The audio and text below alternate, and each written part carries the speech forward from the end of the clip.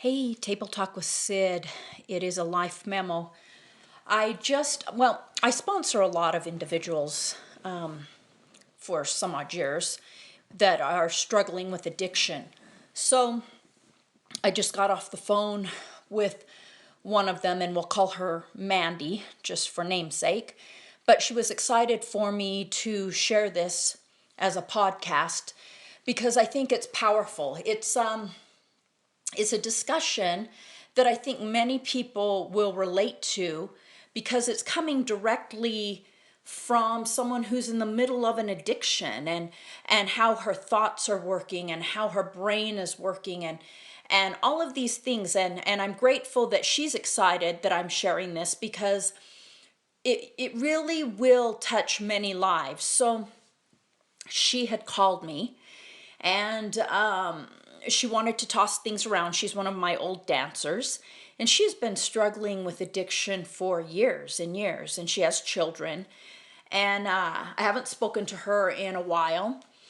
And she did reach out because she knows that I do sponsor many people. So her thing was, and it was interesting because when she called, what was the very first thing she wanted to discuss? She wanted to tell me how the boyfriend had pulled her down, how he was the one that has really created a lot of this downfall for her, and where she got back into drugs and she's lost this job, and this job didn't respect her, and she doesn't have money for rent, and so on and so forth. And something that I think is valuable, which I said to her, I said, Mandy, we're going to have a little pause in the discussion for a minute because the power behind change, there is a reason why some people will overcome addiction and some people will never overcome addiction. It is not because somebody's loved more or has more money, is more intelligent, more talented, or more valuable. None of that applies. The reason some people will overcome addiction and some will not, it is because of the focus. It is what you are focused on. So, what you are focused on in your day, in your moment, in your life is the basis, it's the ground floor of how you build your life. So, your focus creates discussion. Your discussion then with whomever you discuss with, those discussions have to be with people who relate to that discussion. So then if somebody is talking about downfall and addiction and who did what to them, so now you have to hunt for people who think that way, who are struggling with that. So then when you go and you hunt for that person and those discussions are on that, now the soul only is relating to whatever you guide it to be related to, because you are the CEO, you're the driver to your life, you're the driver to your car. And the way you guide your soul is by what you think about, what you believe in, what are your habits, what do you focus on, where do you lean when you have trial and tribulation. So as she's telling me, she just wants to talk about all the things that are going wrong and has gone wrong and who's done what. And I said to her, you know, Mandy, you need to take a moment because the boyfriend did not cause you to be pulled down.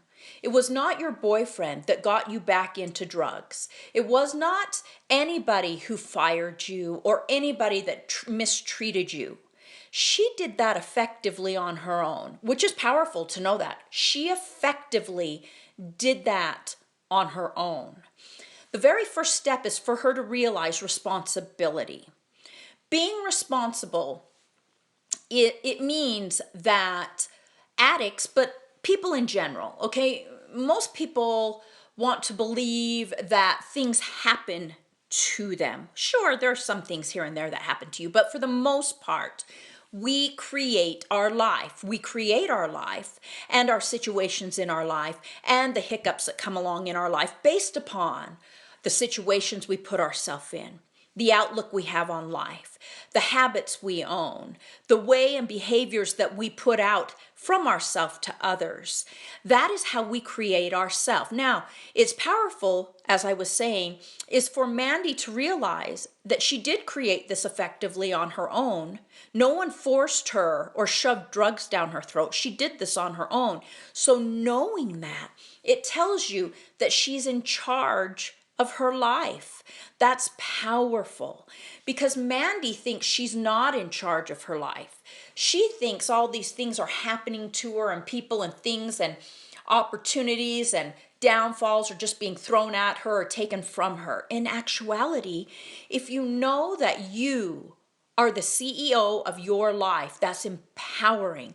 It tells you that you have the ability and the freedom to make your own choices.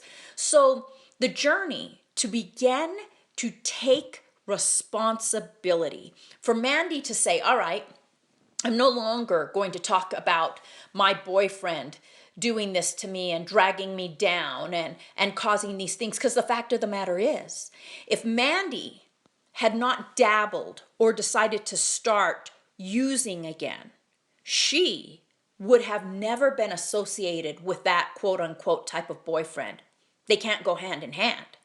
So he would have never had an opportunity to be in his life or in her life to affect her life in a negative way had she been responsible for her decisions. Now, part of being responsible for your decisions is being deliberate.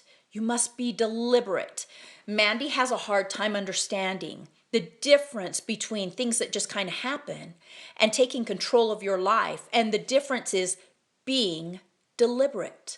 When you are deliberate, that means you've had to think out a game plan, thoughts, opportunities, ways you're going to handle things, ways you're going to communicate with others, ways you're going to handle your trigger. Being deliberate means you've put together a game plan before the plane goes down. Being deliberate means everything that you're doing in your day-to-day, minute by minute, means you're meaning to do it. That's what being deliberate is. It's not by accident. It's not because someone triggered you.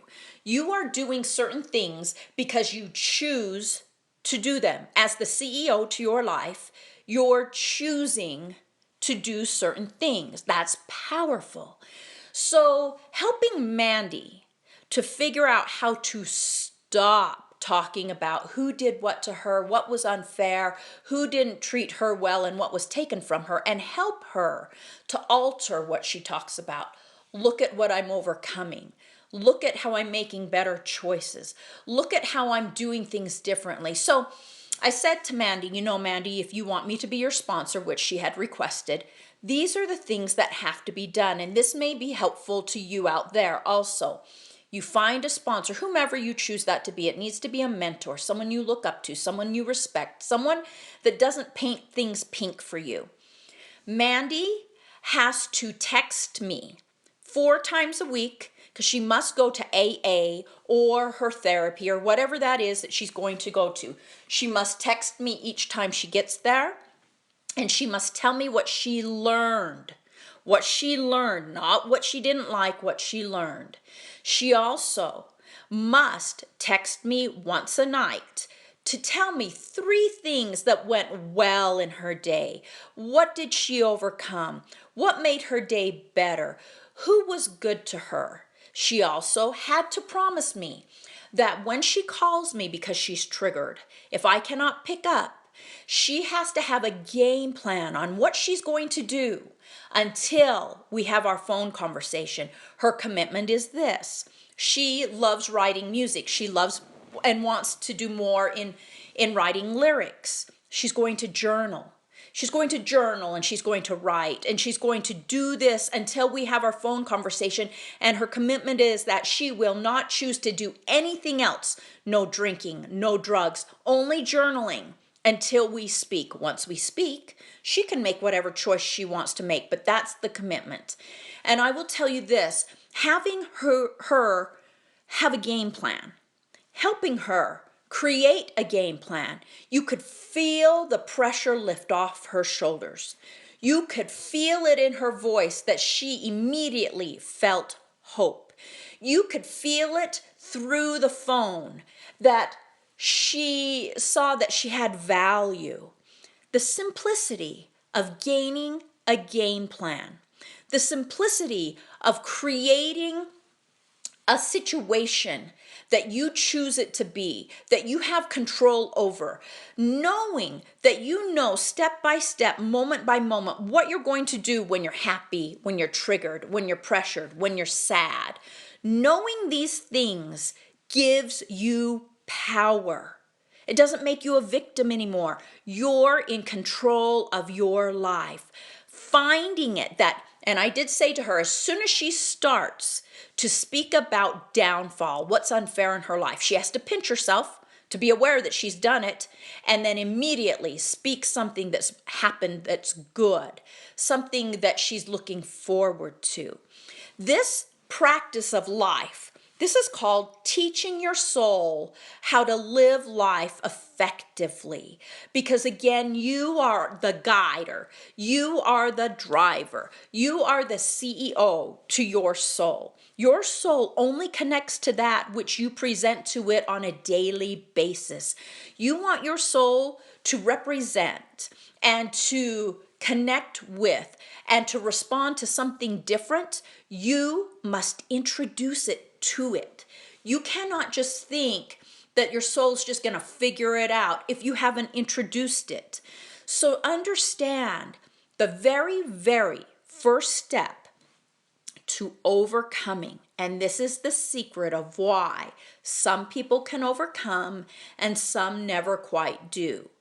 Absolutely, AA sponsors, your support system, all very, very important. You must participate. However, the very, very first step you need to do, because you can go to AA and all these other things, but if you do not change your focus, the things that you ponder on, the things that you talk about, and the things that you believe, if you do not change them, you cannot keep thinking and believing and doing all those things that has gotten you into addiction and think you're getting something different.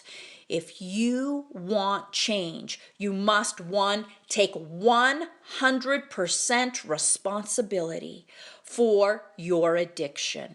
You must 100% decide that you're going to believe things differently. You're going to think differently. You're going to create a game plan that's effective from this moment on, that you practice moment by moment, day by day. You must decide that in that taking responsibility and ownership, that you are going to stick with it. You're going to follow step by step, and you are going to make sure that the plan of taking responsibility means you fulfill all of your game plan day by day, minute by minute. In your day, you may fall down, stand up, brush off, and move on. I'll talk to you.